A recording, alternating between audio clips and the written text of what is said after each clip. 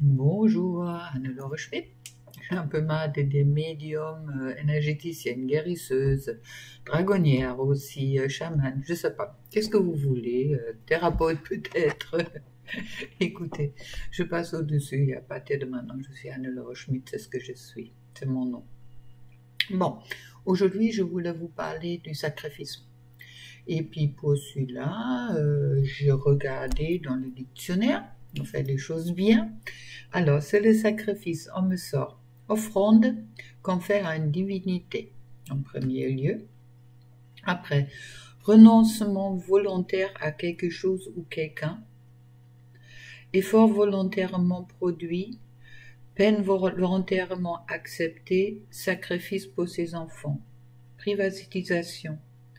Renonciation à ses propres intérêts au profit de ceux des autres. Abandon de soi. Abnégation. Oubli de soi. Je pense que ça donne bien le thème. Pour moi, maintenant, concernant les relations de flammes jumelles, il y a une fois le sacrifice du chaser et puis en deuxième aussi le sacrifice du runner, car tous les deux dans le couple sont dans une certaine forme de sacrifice après moi. Ce que je vous explique, ça me concerne ou ça, c'est ce qui me parle. Maintenant, à vous de voir si ça vous parle à vous aussi et soyez bien dans le discernement et prenez qu'est-ce qui vous parle. Voilà. Alors, concernant le chaser au début de la relation, il est prêt de tout donner en quelque sorte à son runner, se donner en sacrifice à son runner pour la réunion. Je crois que tous les chasers, tous les féminines, ils connaissent ça. Vous aurez peut-être, moi j'aurais peut-être donné un an de ma vie seulement pour que mon jumeau il m'embrasse un jour. Alors, à vous de voir, de vérifier un peu en vous qu'est-ce que vous aurez été prête de donner.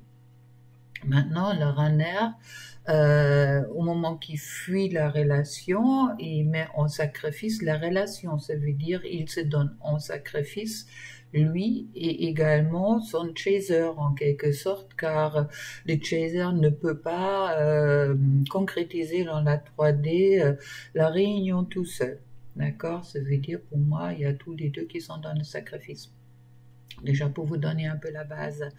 Maintenant, il est important, je dirais, sur le chemin que vous êtes en train de parcourir, le chemin de la flamme, d'apprendre que vous êtes un en énergie et puis il est peut-être pas nécessaire d'être, ou surtout inutile et puis plutôt bloquant d'être dans le sacrifice.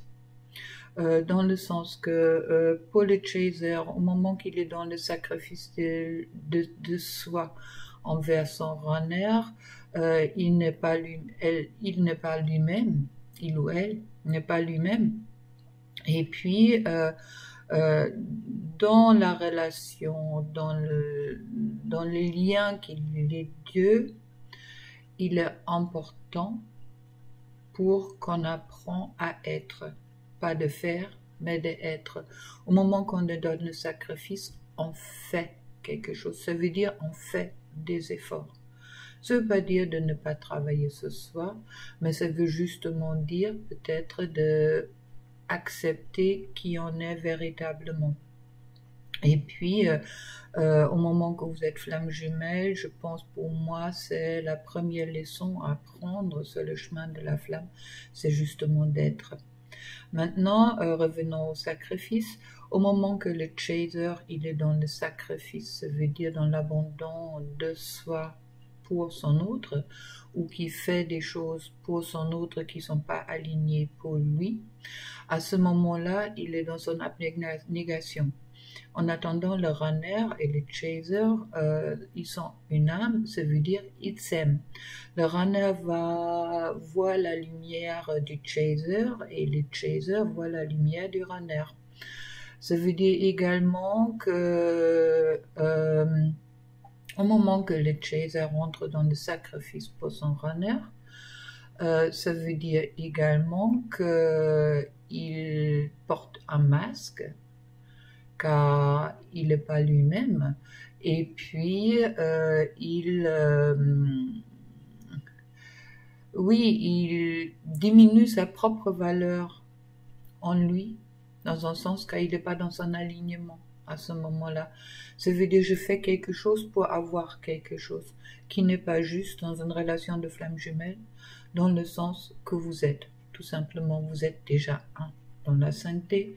Pour être un dans la 3D, je pense qu'il est important que chacun de son côté dans la 3D est un, et puis ne se donne pas au sacrifice de l'autre. Maintenant, pour le chaser, qu'est-ce qu'il vit? C'est justement cette douleur qui vient aussi du sacrifice, dans le sens je ferai tout ça pour toi, je ferai tout pour toi, mais en attendant, toi tu me donnes rien. On revient au donner et recevoir. Le chaser est près de vraiment de ce sacrifice pour son runner, ou pour la réunion, surtout avec son runner, dans ce sens-là. Et puis, au moment qu'il est dans ce sacrifice, il ne voit pas que au moment que vous êtes une énergie, vous êtes dans le moi. Obligatoirement, vous vous mettez dans le moi. Ça veut dire que vous n'êtes pas dans votre lumière, vous êtes à ce moment-là dans votre ombre, car vous pensez, vous avez, en qu'est-ce que vous êtes en soi, ça ne suffit pas pour que votre runner vous aime.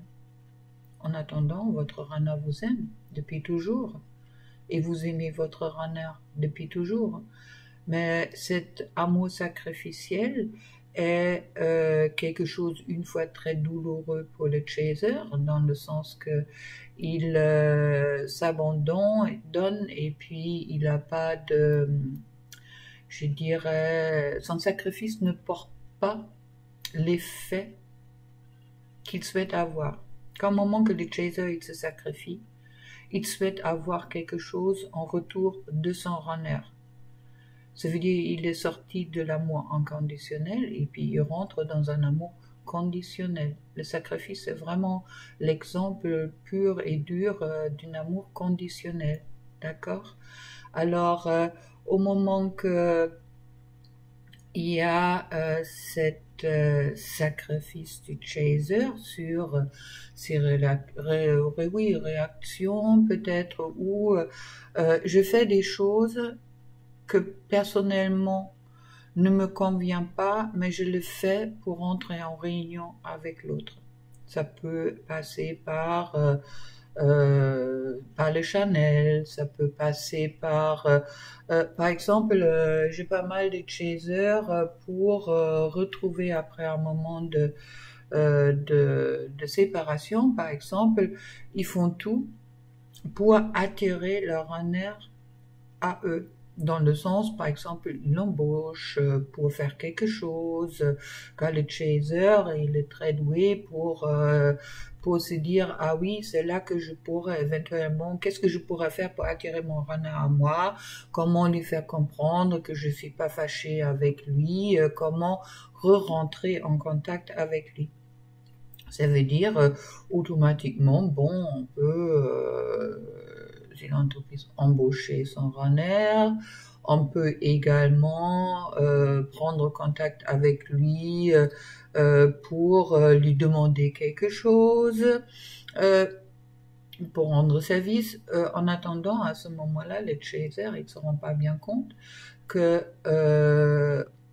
au moment qu'il fait appel à son runner, justement pour la réattirer vers soi, vers lui ou vers elle, à ce moment-là, le chaser n'est pas dans la confiance de son runner qui peut venir ou qui va venir vers le chaser au moment que c'est le bon moment pour lui, où il le sent. Mais en attendant, au moment que le chaser, par exemple, embauche son runner pour faire des travaux ce soir, ou pour réparer un ordinateur ou quelque chose, n'importe quoi, je pense que vous connaissez tous ces exemples, en quelque sorte. vous vous rendez pas compte, en plus au moment où vous le rémunérez, qu'à ce moment-là, vous dites en quelque sorte à votre runner qu'il n'est pas capable de s'en sortir tout seul, qu'il a besoin de vous. Ça veut dire que vous êtes dans un sacrifice faux, dans le sens que vous faites des choses pour vous, c'est votre ego qui est à ce moment-là, d'accord? Je fais quelque chose pour expliquer à mon runner que je ne suis pas fâchée avec lui. Mais pourquoi voulez-vous expliquer à votre runner que vous n'êtes pas fâché avec lui, que vous êtes ouvert pour lui? Vous êtes un, dans tous les cas, vous êtes toujours ouvert pour lui ou pour elle. Il n'y a pas de... Les blocages viennent seulement de vos peurs, vos propres peurs, du chaser, la peur du chaser, que votre rana un jour il ne viendra pas vers vous. Alors, à ce moment-là, vous vous mettez dans le sacrifice pour pousser votre runner de venir vers vous. Au moment que je maigris, je suis plus belle, au moment que j'aime les mêmes choses que lui, il aime, au moment que je lui reconforte, au moment que je lui prends, quand il vient jouer le Calimero, de dire ah oui, je peux t'aider, moi je me suis sortie comme ça. Tout ça, c'est la façon de chaser, d'une fois, de se donner en sacrifice, mais dans une autre façon aussi, de donner un,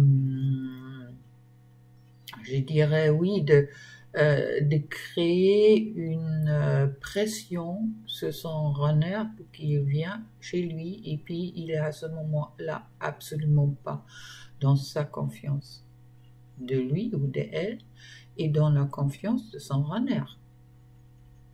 Et je pense, une des bases, justement, dans cette relation de flamme jumelle, c'est la confiance en soi et c'est la confiance en l'autre, et également la confiance dans le divin. Alors, au moment que je suis dans le sacrifice, que je fais des choses que j'ai pas envie de faire pour faire plaisir à l'autre, c'est pas pour faire plaisir à l'autre, qu'à l'autre est une part de vous, mais c'est justement pour attirer et puis forcer l'autre en quelque sorte de venir vers soi. Et je fais des choses pour que tu viennes vers moi. C'est quoi ça? Vous trouvez ça cool ça? Je fais des choses pour. Je fais des choses pour, c'est pas l'amour, c'est quelque chose de... Oui, c'est en quelque sorte de chercher à forcer l'autre d'être dans une reconnaissance de soi. Qu'est-ce que vous donnez à votre autre? Ça veut dire que aussi que pour le chaser, au moment qu'il fait quelque chose pour son runner, c'est justement pour avoir une reconnaissance du runner. Mais la reconnaissance, ce n'est pas l'amour. Ça n'a rien à voir avec. Et puis pourquoi vous faites quelque chose pour votre autre, faites des choses pour vous et vous le faites également pour votre autre.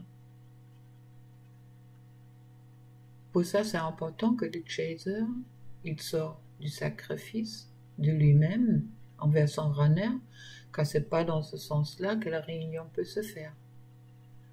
Car à ce moment-là, vous êtes sur un chemin de conditions, d'attente, je te donne, mais je veux aussi recevoir. Maintenant, il est important dans une relation, dans n'importe quelle relation, qu'il y ait un équilibre entre donner et recevoir. Mais donner pour recevoir n'est peut-être pas juste dans cette relation-là. Il faut peut-être seulement donner quand on a envie de donner. Et puis au moment qu'on reçoit rien, bon, écoutez, au moment que vous n'êtes pas dans le sacrifice, tant pis. Il est, pour le chaser, après moi, important d'être en confiance avec son runner et avec soi-même. Ça veut dire le chaser, il est assez bien comme il est. Il est parfait comme il est pour son runner. Et je crois que c'est ça qu'on oublie souvent. On parle toujours de nos côtés ombres, on ne parle pas de notre côté lumière. Et c'est seulement au moment que le chaser il découvre son côté lumière qu'il peut accepter ce côté ombre. Et puis il n'a plus besoin de rentrer dans le sacrifice pour son runner, car ce n'est pas grâce au sacrifice que le runner va venir vers lui. Je pense que c'est quelque chose d'important à comprendre pour le chaser. De se dire vraiment, c'est pas car je donne quelque chose à mon runner, dans tous les cas vous donnez déjà quelque chose à votre runner, vous l'aimez, alors vous donnez votre amour. Est-ce que votre amour n'est pas suffisant? Est-ce qu'il faut encore des preuves par extérieures de votre amour à votre autre? Tout ça, ça va se régler au moment que vous êtes en réunion. Mais au moment que vous n'êtes pas encore là, respectez qui vous êtes. Car comment voulez-vous que votre runner vous respecte au moment que vous ne vous respectez pas? Maintenant, parlons du runner. Le runner fuit. À un moment ou l'autre, il fuit la relation. Ouais. Alors, il y a peut-être votre runner vous a dit au début déjà, il vous a raconté toutes les choses mauvaises qu'il a fait, et puis pour justement vous montrer au chaser qu'il n'est pas assez bien pour vous. D'accord? Et puis, vous l'avez peut-être conforté, vous avez peut-être dit oui, non, c'est pas le cas, peut-être vous avez rien dit. Ça dépend chacun. Maintenant, le runner a autant que le chaser a le manque de confiance en soi, autant le runner, il a aussi le manque de confiance en lui, dans une façon qui voit votre lumière, mais il ne voit pas la sienne.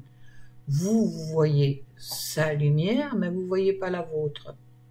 D'accord?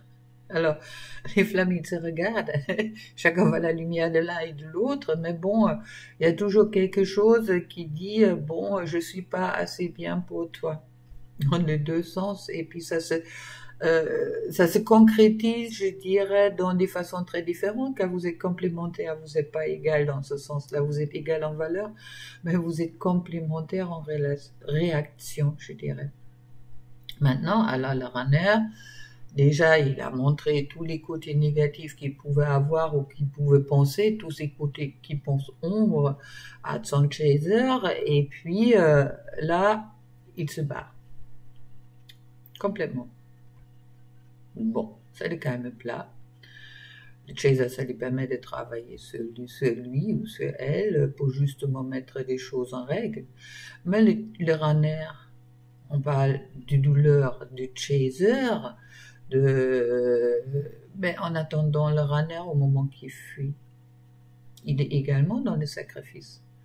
Il est dans le sacrifice de lui-même, car lui aussi,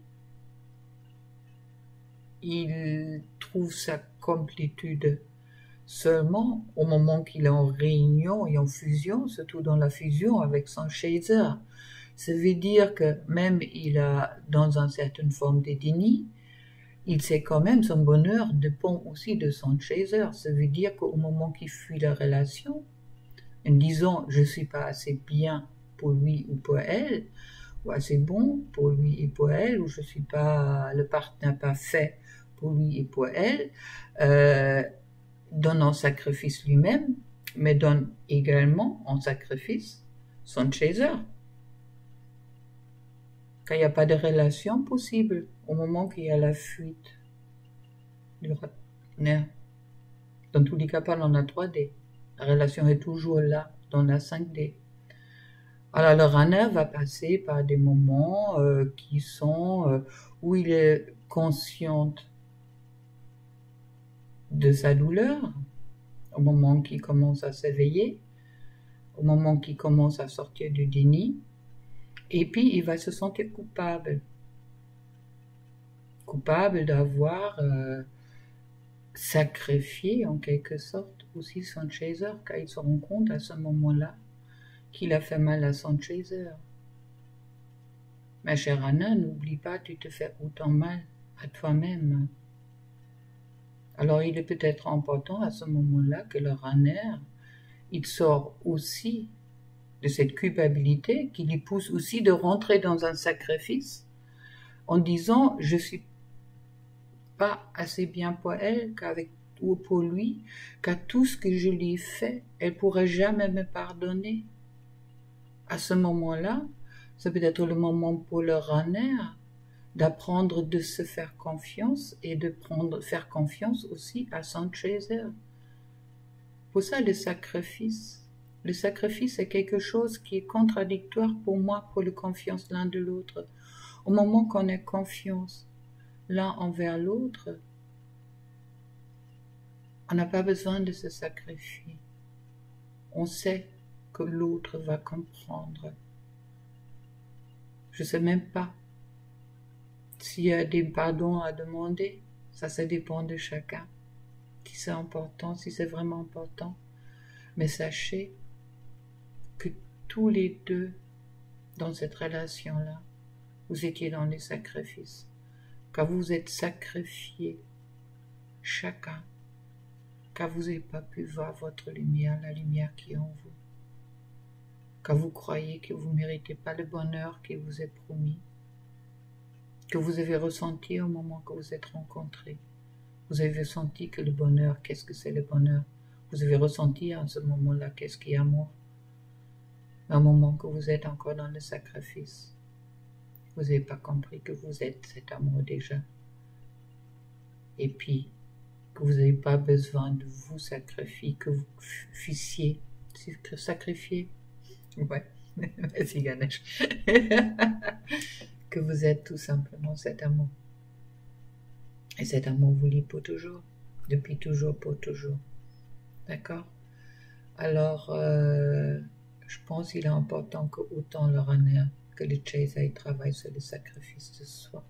Vous n'avez pas besoin de sacrifier quoi que ce soit, ni l'un ni l'autre. Vous méritez l'un que l'autre. Vous méritez cet amour. C'est un cadeau que vous êtes donné. Et au moment que vous refusez ce cadeau-là, vous refusez aussi en quelque sorte la gratitude de la source et des guides. Qu'au moment que vous ne faites pas confiance, vous ne faites pas confiance à la source et aux guides non plus. Alors apprenez à vous faire confiance et sortez du sacrifice pour être tout simplement. Et puis prenez ce cadeau de l'amour qui est en vous, qui vous lie, vraiment comme qu'est-ce que c'est, un cadeau que vous méritez. Autant le chaser, autant le runner. Et faites le maximum pour vous retrouver et rentrer en fusion. N'ayez pas peur. Peur de quoi? Vous avez peur d'aimer? Qu'est-ce que vous pouvez perdre? On ne se perd jamais dans une relation de flamme jumelle. Vous n'êtes ni abandonné ni rejeté l'un de l'autre. Si ça se fait à certains moments, c'était peut-être tout simplement pour que vous pouvez travailler cette blessure en vous et apprendre de refaire confiance. Alors soyez l'amour, vivez cet amour au moment et sortez du sacrifice de vous-même. Car est-ce que l'ombre existe sans lumière? Pourquoi se sacrifier? On est là pour être heureux dans ce monde. Bon voilà. Avec ça, je vous laisse réfléchir sur le sacrifice. Est-ce que c'est vraiment nécessaire de se sacrifier? Est-ce que votre autre vous a demandé de vous sacrifier? Est-ce qu'il vous a demandé quoi que ce soit? Où est le juste dans de donner et recevoir? Est-ce que le juste dans donner et le recevoir, c'est pas seulement d'être? Et donner, qu'est-ce qu'on a envie de donner au bon moment? Comment vous le sentez? Avec tout ça, il y aura sans doute encore plein de choses à dire sur le sacrifice, mais je vous conseille, soyez dans le présent, ça vous permet de sortir du sacrifice. Le sacrifice renvoie aussi au passé et au futur. La peur du passé et la peur du futur. À le moment que vous êtes dans le présent, vous n'avez ni besoin, ni le passé, ni le futur, car dans tous les cas vous êtes. Et c'est ce qu'on vous demande d'être. À ce moment-là, il n'y a plus aucun sacrifice pour qui que ce soit qui est nécessaire. Jésus, il a fait le sacrifice, oui, mais c'était son rôle. Alors, de me posez-vous la question si c'est vraiment la vôtre. Plein d'amour pour vous. Au revoir.